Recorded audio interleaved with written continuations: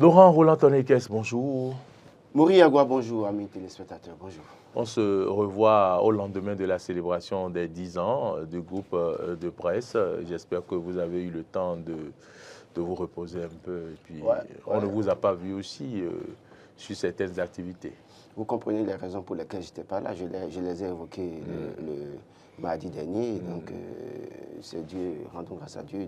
Dieu permet que nous soyons là à un moment donné. En tout cas, il faut prendre du recul. On ne cessera jamais de le remercier pour ses bienfaits parce qu'il est véritablement insondable. Ouais. Alors, l'actualité, c'est cette visite hier de l'ancien président de la République, Nicéphore Soglo, au président Patrice Talon.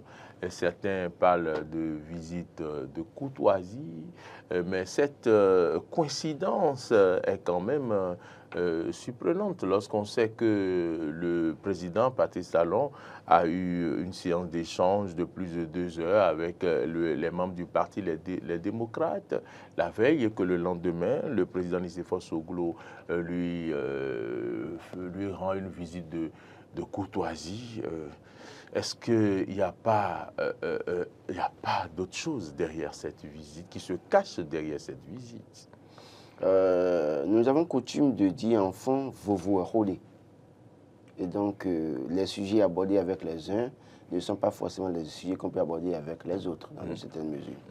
Et donc, si Patrice Talon, lui-même, par correspondance, invite Pat Boni-Yayi, président du Parti des démocrates, et quelques membres de cette fonction politique à les recevoir à la présidence de la République pour évoquer les sujets pour lesquels l'ancien président Boni-Yayi a saisi la communauté internationale, ça veut dire que oui, il avait envie de parler de ces sujets-là avec Boni-Yayi, puisque c'est sa fonction politique qui fait des reproches au pouvoir en place dans ce sens.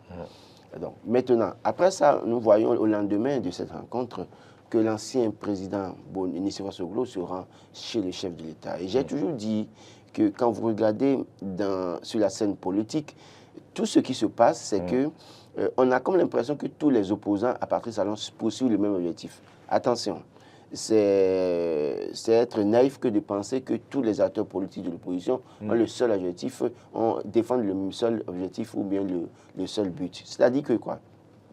Jérémy souvent a dit que nous avons différentes catégories d'opposants face à Patrice Talon. Il y a ceux dont on a coupé les biberons dans une certaine mesure et qui en veulent à mort à Patrice Talon. Il y a ceux qui ont eu des problèmes personnels avec Patrice Talon par le passé. Il y a ceux qui reprochent une certaine ingratitude à Patrice Talon du fait de leur lien par le passé. Mais il y a aussi ceux-là qui ont géré à un moment donné des dossiers sur lesquels on les interpelle pour dire venez justifier votre gestion et qui pensent que Patrice Talon, le fait de les interpeller sur cette question est méchant. Et donc, c'est pour vous dire quoi? Nous avons tous vu, et je le dis, ça peut ne pas être du goût de l'ancien président Nicéphore Soglo. Je l'ai toujours dit, le véritable problème de Nicéphore Soglo, ce n'est pas pour autant ce qu'il semble défendre l'intérêt général, mais parfois l'intérêt de ses enfants. Et je le dis haut et fort, son problème, c'est faire en sorte que Léa Soglo rentre au pays. Parce qu'il tient tellement à ses enfants, et d'ailleurs, quel parent ne tiendrait pas à ses enfants? Moi, je tiens follement à mes enfants, et donc c'est normal. Pour dire que quoi, si au lendemain de cette rencontre avec l'ancien président Boni-Yayi, on le voit lui-même se déplacer, parce que c'est le contraire qui nous aurait été aussi surprenant, c'est-à-dire dans cette mesure que Patrice Talon se déplace pour aller voir Nicéphore Soglo dans sa maison. Mais on a constaté que cette fois-ci, que c'est Nicéphore Soglo qui est allé voir Patrice Talon dans son domicile. Et donc cela suppose que quoi? Lui aussi, il a certainement des choses à négocier avec le chef. Et donc, il est allé certainement négocier ces choses avec le chef. On ne dira pas tout ce qui se sont dit. Il y aura le formalisme, on dira, bon, j'ai rencontré le chef d'État, j'ai évoqué tel sujet, tel sujet. C'est vrai que dans une certaine mesure, Nicéphore Soglo, prenant la parole aussi, évoque les cas de Ricky Amadou, je ne vois pas un moment. Mais il tient à ce que son fils rentre au pays, il tient à ce que Léa Soglo, son fils chouchou rentre au pays. Donc, ce n'est pas surprenant de le voir là-bas. Je pense que oui, c'est de l'un des choses. Et chacun défend sa cause. Parce qu'on a pu voir, quand Boni-Yayi allait voir Patrice Talon, il défendait. Les gens ont tout fait de s'acharner sur Boni-Yayi parce qu'il a évoqué le nom de Ricky Amadou sans évoquer pour autant facilement les noms des autres détenus politiques. Mais écoutez, Ricky Amadou a été son ministre quand même. Donc, c'est sa collaboratrice proche à un moment donné. Donc, les deux ont une histoire. Ils ont peut-être des relations privilégiées. Donc ça ne devait pas surprendre. Boni Yayi n'avait pas de relation personnelle avec Joël Aïvo. Pourquoi aujourd'hui, on s'en émeuve dans une certaine mesure au point de penser que Boni Yayi ne se passe pas... Encore qu'ils ont évoqué. Non, oui, justement. Cas de Joël Aïvo également. Évidemment, non. J'ai vu des publications sur les réseaux sociaux. Je regardais, je souriais. Depuis un moment, j'ai fait l'effort de ne pas commenter sur les réseaux sociaux. J'ai fait l'effort de commenter, de faire mes analyses sur un plateau parce que on dira que tu es journaliste, tu es allé commenter là-bas, c'est la loi sur le numérique. Et donc, je sais que je suis surveillé comme de l'air sur le feu. Donc, je ne me permets pas un certain nombre de choses. Sinon, en réalité, j'allais répondre à un certain parmi eux pour dire, mais écoutez, sortez de cette naïveté, dans une certaine mesure. Donc, c'est ça. Donc, chacun, face à Patrice Talon, ira défendre ce qui l'arrange. Vous allez voir un certain Martin Rodriguez, s'il a la chance d'aller voir Patrice Talon, il ne défendra pas pour autant ce dont nous parlons tous. Il défendra d'abord ses affaires parce qu'il a été dépouillé en griffe de tout ce qu'il a au Bénin. Donc, c'est chacun qui va là-bas. Donc, ça ne me surprend pas que Nicéphore Soglo aille voir Patrice Talon pour discuter. Discuter, c'est tellement qu'ils trouveront les voies et moyens d'enterrer la hache de guerre parce que les deux familles ont une histoire assez intéressante. Je ne vais pas aller dans les détails. Je sais que Galileo Soglo a rappelé l'histoire, ce qu'il lit, la famille Soglo, la famille Talon, dans son livre qu'il a sorti tout récemment. Je crois que c'est 15 minutes pour vivre quelque chose quand j'ai oublié le titre. J'étais au lancement malgré tout. Il m'a donné le livre, qu'il m'en excuse, mais j'ai oublié le titre. Donc, il a sorti un livre pour relater comment est-ce qu'il avait été attaqué sur la voie des Enviés en recevant des balles. Donc, oui, et dans le livre, il a raconté l'histoire, ce qui les lie à la famille Talon dans une certaine mesure. Donc, oui, c'est une affaire de famille. Et je suis sûr qu'après cette rencontre, peut-être qu'on trouvait les voies et moyens. On a vu Patrice en disant dans ce pays qu'on ne change pas l'équipe qui gagne. Quelques jours après, à changer des piliers essentiels de l'équipe. Il peut entre-temps dire qu'il ne graciera pas qui que ce soit, mais peut nous couper, en tout cas nous surprendre dans une certaine mesure. Vous y croyez? C'est possible. Les acteurs politiques sont imprévisibles. Et dès lors que les circonstances changent, dès lors que les pressions ne sont plus des pressions internes, parce que malheureusement, on a constaté que les pressions internes ne font rien à Patrice Talon, ne l'inquiètent en rien, il reste droit dans ses bottes, comme il a l'habitude de le dire. Mais les pressions extérieures et des circonstances exogènes peuvent amener Patrice Talon à tout moment à changer de point de vue. Et donc, on ne devait pas être surpris de le voir comme ça.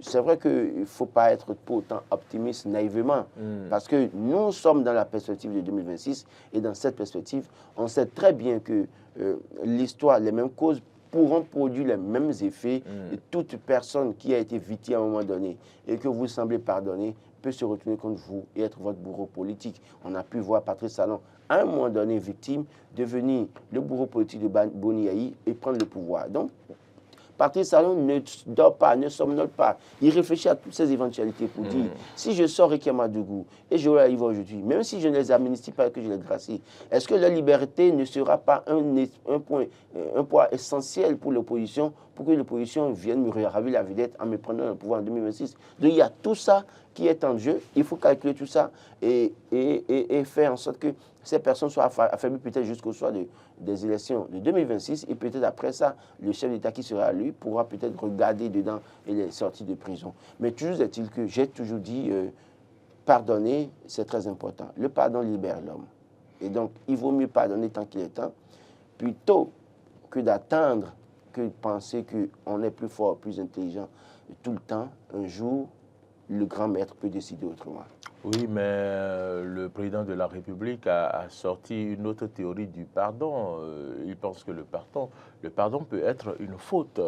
C'est une parenthèse. Je ne voudrais pas vous laisser vous prononcer sur le sujet. Non, je vais rapidement parler. Si le pardon est vraiment une faute, ça veut dire que Boni Yayi a commis la plus grave des fautes en 2014. J'en ai fini. En tout cas, c'est un message du président Patrice Talon à l'endroit de qui veut. Et donc, Laurent Roland-Tonné-Kess, si je suppose que hier, le président Soglo était au domicile du président Patrice Talon pour lui proposer, par exemple, est-ce qu'il n'est pas nécessaire d'aller au dialogue politique? Je ne dis pas que c'est ce qu'il est allé dire. J'ai dit que je suppose, par exemple, qu'il est allé voir le président pour lui dire est-ce qu'il ne serait pas bien qu'on aille à un dialogue politique? Pensez-vous qu'il est nécessaire à présent que nous allions à un dialogue politique? Dialogue politique sous quel format? Nous avons déjà vu un dialogue politique dans ce pays.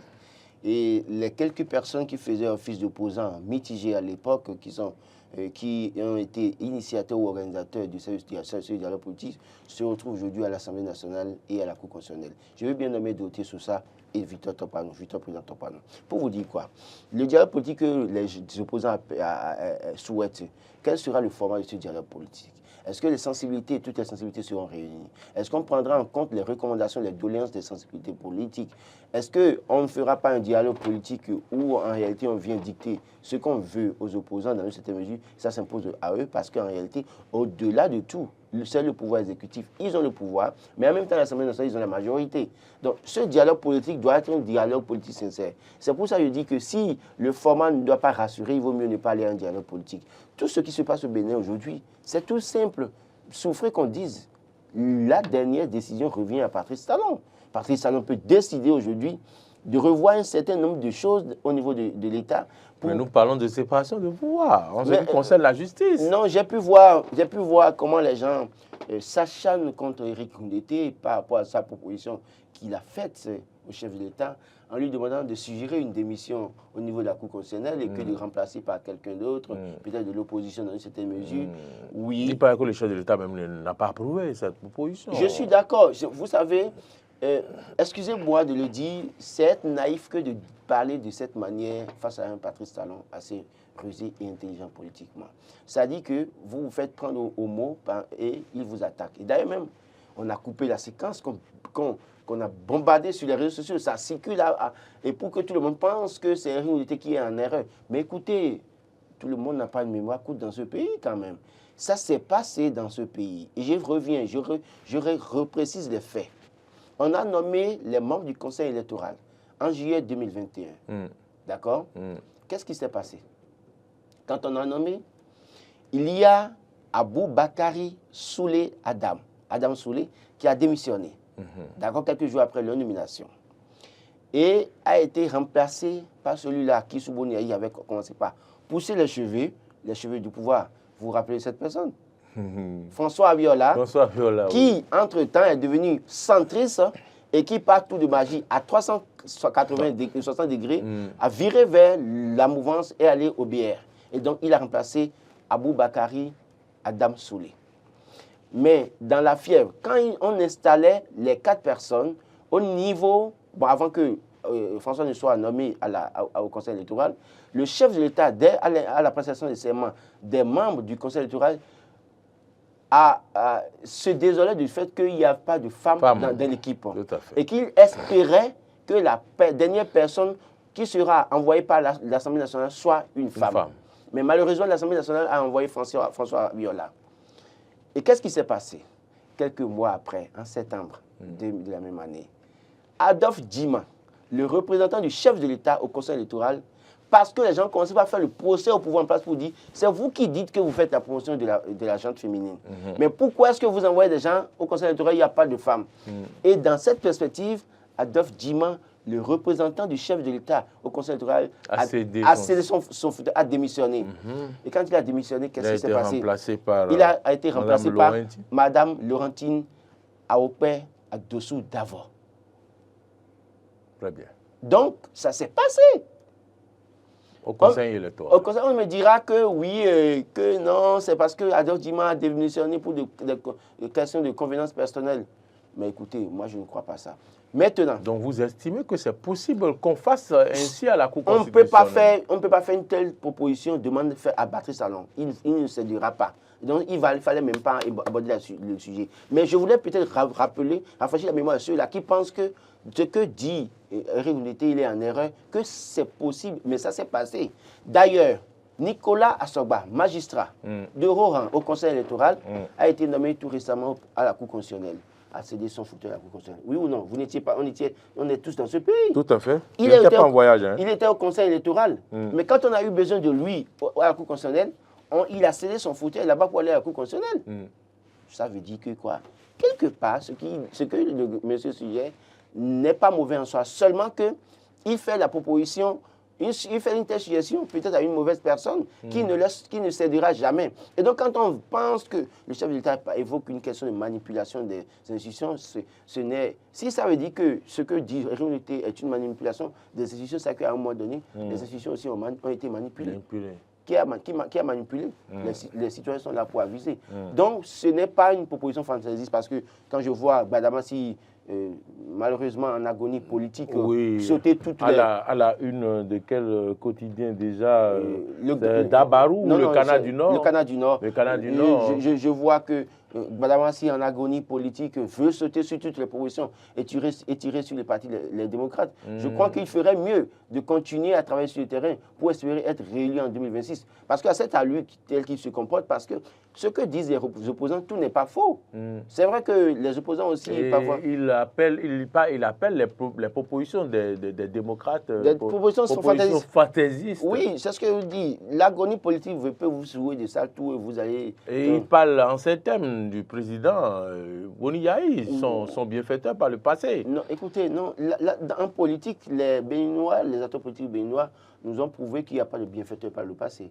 Dès lors que les intérêts changent, les points de vue changent et les raisonnements changent. Quand bien même on est professeur titulaire, professeur agrégé, on vend son intelligence au diable et on continue. C'est ça.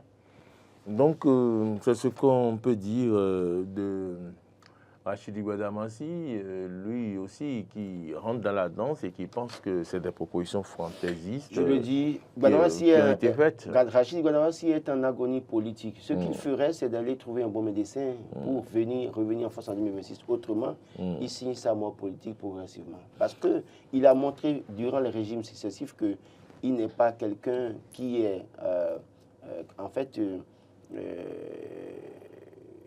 constant politiquement parlant. Parce qu'on a pu voir sous Kérékou ce qu'il était, sous Boni Yahi on a pu voir ce qu'il était, on a pu voir qu'il fait partie de ceux qui ont soutenu Adjavon Sébastien, et même avant les résultats... Voulez-vous le qualifier de vagabond politique? De toute façon, et je crois que les Béninois vont apprécier, mais il fait partie de ceux qui ont supporté Adjavon Sébastien, et même avant les résultats, il était le premier à aller chez Patrice Talon pour lui dire qu'il le soutenait pour le second tour.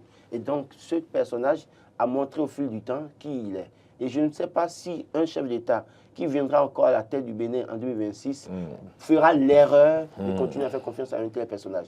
Et je crois que s'il est suffisamment intelligent, au lieu de chercher à sauter toutes les occasions pour tirer sur les démocrates qui ont réussi à le balayer au cours d'une seule élection en 2023, c'est qu'il ferait mieux d'aller sur le terrain davantage pour rassurer les populations, pour se faire rapprocher, pour écouter les cris de cœur des populations, prendre fait et cause pour les populations qui sont dans le dénuement, plutôt que de continuer à penser qu'en faisant cette sortie, parce qu'il traite les autres de fantaisistes, je crois qu'en faisant cette sortie fantaisiste, qui pourrait revenir en force. Très bien. Alors, nous sommes en fin d'année. Nous tendons progressivement, comme je l'ai dit à l'entame de cette émission, vers le mois de décembre, qui va nous conduire vers les fêtes du Nouvel An. Mais c'est une opportunité pour des personnes animées de mauvaise volonté qui, donc, essayent de mettre sur le marché des produits avariés. Et c'est le matinal qui attire l'attention et appelle les populations à la vigilance. Laurent Roland-Tonique. Ce n'est pas... Quand on tend vers la fin de l'année comme ça, tout le monde est pressé d'acheter des vivres pour fêter dans de bonnes conditions. Mais malheureusement, c'est l'occasion de tout trouver pour des personnes de mauvaise foi qui mettent sur le marché des produits avariés, des produits prohibés et qui sont malheureusement achetés par des clients qui se sont dit chinés pour avoir l'argent, mais qui viennent acheter des produits de mauvaise qualité et qui les rendent malades. Et donc, il va falloir que le ministère du Commerce, notamment les directions départementales du Commerce, travail sur le terrain à contrôler l'entrée des produits sur le territoire national, mais en même temps aussi d'aller faire des sondages, en fait, des enquêtes au niveau des grandes boutiques dans une certaine mesure. Je le dis, ce n'est pas quand on dit produits avariés, les gens pensent que c'est les gens ceux qui vendent dans les coins des marchés ou bien dans les boutiques de quartier. Je le dis et je l'ai dit une fois encore. Je suis allé dans un supermarché de Cotonou. C'est parce que les gars ont voulu me créer des ennuis. Parce que c'est les Béninois même qui ont soutenu ces personnes pour me combattre que je me suis retiré. J'ai personne pour me défendre. Je sais que je prends énormément de risques déjà. Mais j'ai vu un grand supermarché de Cotonou où les gens achètent des produits. Quand les produits ne sont pas vendus jusqu'à un moment donné, ils vont imprimer de nouvelles étiquettes avec de nouvelles dates d'expiration. Ils déchirent les autres dates et ils collent les nouvelles étiquettes avec les nouvelles dates d'expiration. Et ils mettent ça sur le marché, alors que c'est des produits déjà avariés. Oui. J'ai vu dans ce supermarché, j'ai pris du yaourt dont la date de péremption est passée. Et quand j'ai goûté le yaourt, ça avait un goût fortement amer. J'ai fait les photos à l'époque. Et donc, j'ai eu la puce par rapport à travers un cadreur qui était avec nous ici. On était parti faire le travail. Et puis après, il y avait même deux du supermarché qui avaient témoigné. Et le jour où j'étais dans le supermarché, comme vous dites, je ne sais pas qui a filé. Moi, j'ai demandé à rencontrer le responsable du supermarché et je suis allé dans son bureau. Et je lui ai dit, mais pourquoi est-ce que vous changez les étiquettes sur les trucs-là? Et quand je lui ai dit vous l'avez dit ça directement? Je lui ai dit ça. Et quand je lui ai posé la question, le monsieur automatiquement a allumé une cigarette, tiré, il prend la seconde, il tire. Je le sentais, sous la clim, il transpirait. Et j'étais là quand il prend son téléphone, il appelle quelqu'un, en 5 minutes, un Béninois comme moi descend et vient dans le bureau. Qui vous a dit ça? Ah non, on n'aime pas ça comme ça. Non, revenez d'abord. C'est le Béninois qui est venu vous influencer? Qui est venu m'influencer. Et ce Béninois, en tout cas, je ne dirai pas ce qu'il fait comme travail, mais je peux vous dire que le ministère du Commerce doit faire un tour dans tous les supermarchés de Cotonou. Dans tous les supermarchés de Cotonou. Et si le ministère fait un tour, est-ce que ils sont capables de reconnaître si on a changé les étiquettes? En réalité, si... C'est parce que vous avez l'information. Non, si, vous savez, quand un produit vient dans le pays, là, il y a une étiquette de base qui est sur le produit.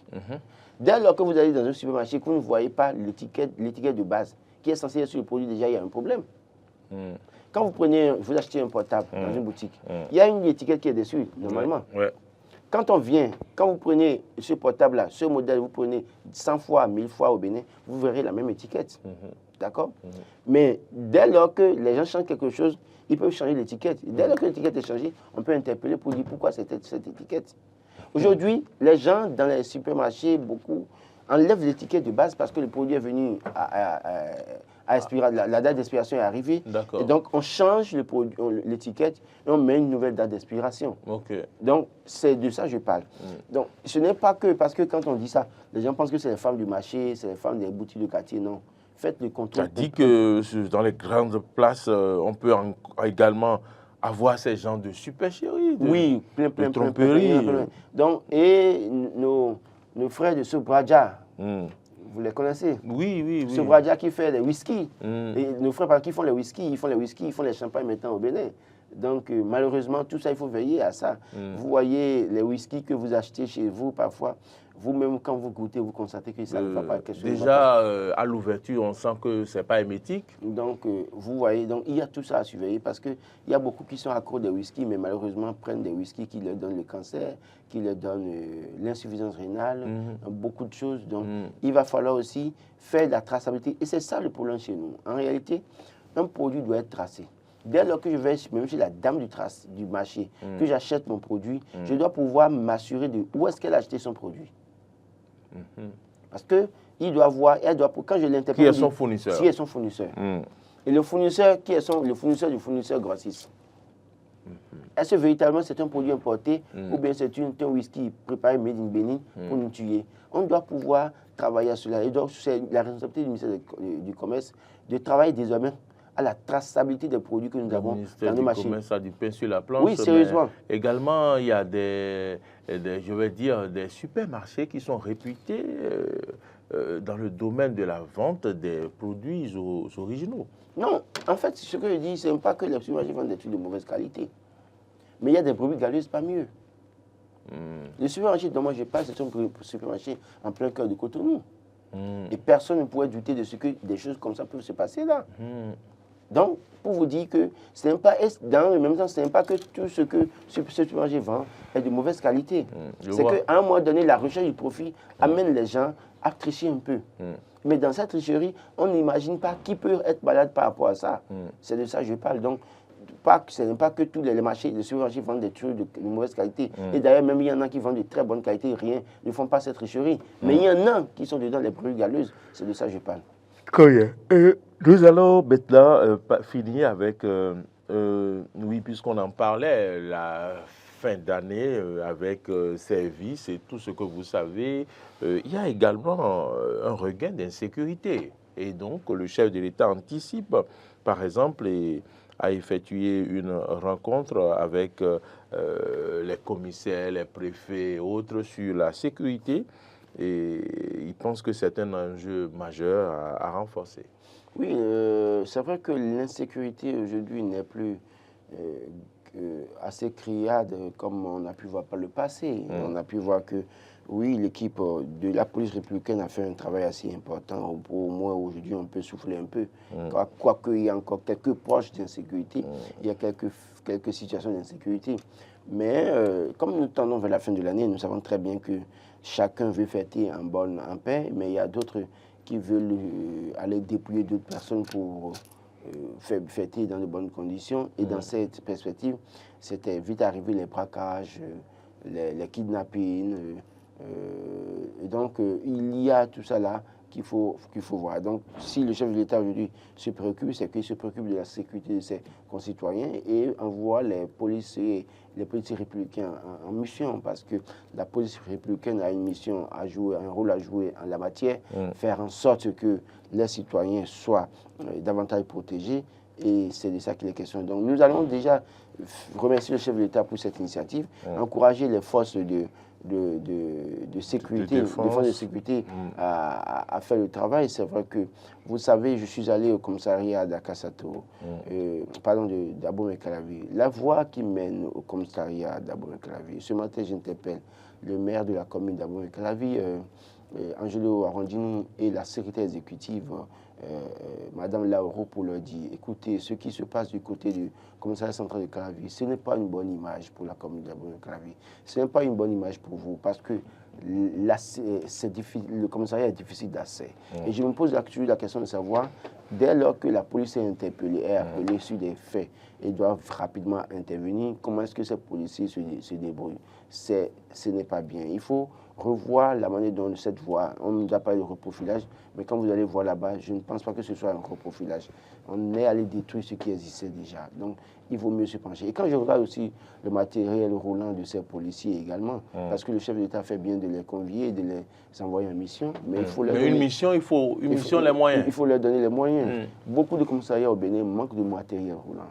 Manque de matériel roulant. C'est très important. Pendant que les patrons sont dans les 4x4, je le dis, moi, les policiers ont besoin pour accomplir leur mission. Moi, je le dis, hein, c'est des véhicules, comment je vais dire, amortis, qui circulent sur nos voies, alors qu'on doit leur renouveler. Et c'est moi je dis, comment je vais dire, le braqueur ne peut pas avoir un véhicule plus en état que celui de la police. Regardez les véhicules que les policiers français utilisent. Moi, je crois que, comme je le dis, je me promène beaucoup dans Calavi et environ.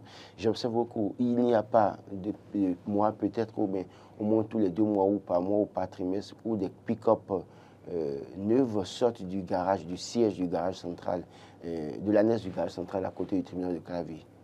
Des pick-up neuves qu'on envoie dans les ministères. Tout récemment, on a envoyé même des pick-up au préfet de la Takora, je crois, de la Donga ou bien de la Libre. En tout cas, ils en ont pris. Donc, les gens, tous les préfets des départements ont eu des pick-up maintenant. Oui, on a pu acheter. Il y a une première vague et puis une deuxième vague. On a pu acheter des 4x4 pour tous les maires après les élections communales. Donc tout ça là, ça veut dire on peut toujours penser aux policiers. C'est eux qui assurent notre sécurité.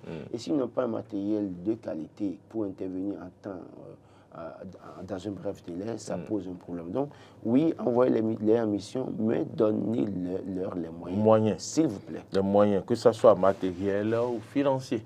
Oui, voilà. De toute façon, non, moi, je ne souhaite même pas qu'on leur donne moyens financiers. C'est-à-dire qu'on donne ce qu'ils doivent.